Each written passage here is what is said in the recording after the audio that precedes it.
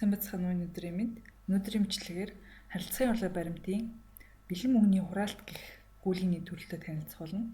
За хэрвээ танай байгууллага олон салбартай аль эсвэл худалдааны үйл ажиллагаа эрхэлдэг ба олон салбар буюу худалдааны цэгтэй гэж үзвэл танай салбараас өмнө хураасан мөнгөн хөрөнгийг харилцагт тооцохдоо гүйлгээний төрлөө бэлэн мөнгөний хураалт гэж сонгоно. За үүний жишээн дээр авч үзвэл банк болон касс эцсийн бэлэн мөнгөний зарлагын баримт руу орж үзвэл тэгэхээр тухайн байгууллагын маань 6 сарын 1-нд касс нэх гэдгээс за тэгэхээр уг дүн маань эхний ээлжинд замд яваа мөнгө буюу 11.80 дансанд бүртгэгдэж байгаа бөгөөд энэ хураагдсан мөнгөн хөрөнгийг харилцагт тооцохдоо генерейт буюу өмсөлж үүсгэхдээ харилцагын орлого гэж үсгээд оноогоо сонгоод байгууллагын аль харилцагын данс руу очих вэ гэдгийг зааж өгнө.